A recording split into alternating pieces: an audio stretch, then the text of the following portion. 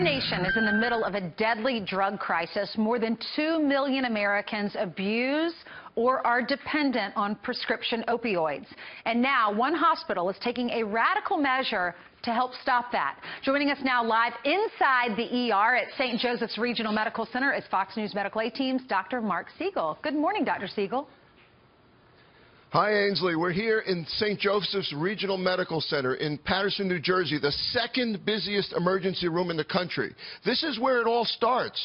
This is where patients come in pretending they have pain, or they get addicted to prescription painkillers. They go out, they get the prescriptions from their primary care doctors. This is where the problem starts, and in St. Joseph's, they're going to try to do something about it.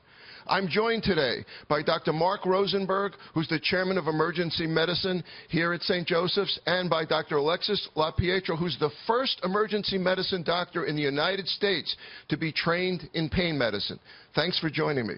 Thanks for having us. Dr. Rosenberg, tell me something about this program that you have and exactly how it works and how is it going to save lives?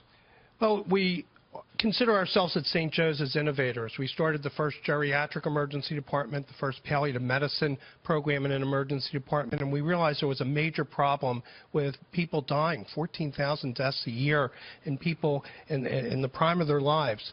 So the program was, let's stop that. Let's develop expertise in pain management in the emergency department so that patients who have acute pain don't go on to chronic pain, and those who have acute pain, we look for alternatives to opioids prior to giving opioids. Opioids are medications like Percocet and Vicodin. Dr. LaPietro, somebody comes in with a gunshot wound or a fracture, or they're dying of cancer, or they're going to the operating room. Don't you need to give them morphine? How can you possibly replace that with something else? The ALTO program, or Alternatives to Opiates, evaluates certain conditions where there's evidence that non-pain medication modalities like Percocet will work, but it's not for all patients. We want our patients to have pain relief quickly and completely.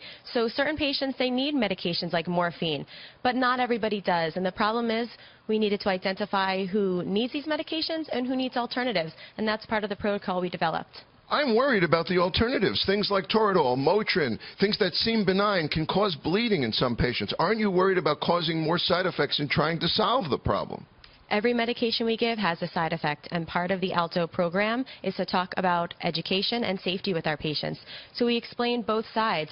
There are severe risks when we prescribe pain pills, and there are risks when we prescribe Motrin. So it's a tailored case-by-case basis, and it depends on the patient's needs. How do you know, last question, how do you know that a couple of Vicodin that I give in the emergency room is going to lead somebody to get addicted or get on heroin? How do you know that you're starting on a treadmill here? Are we doctors enablers? Are we like bartenders? I think that doctors are well-meaning. I think we want to do the right thing. So somebody comes in with pain, a very easy response is to give them a medication like Percocet. The problem with giving Percocet, if I only give a few, they go back to their primary care doctor who may give them more. And before you know it, you get this vicious cycle of patients who are on this downward spiral towards addiction and dependency. Are patients cheating? Are patients pretending they have pain, coming in here and saying, I have pain, my ankle hurts, give me a Vicodin? I think that people want to have relief of their painful symptoms, and sometimes they feel like they don't have alternatives and they have to really convince the doctor they're in pain. So again, goals are to talk to our patients, communicate with our patients, let them know what alternatives exist, how they can get rid of pain without just pills.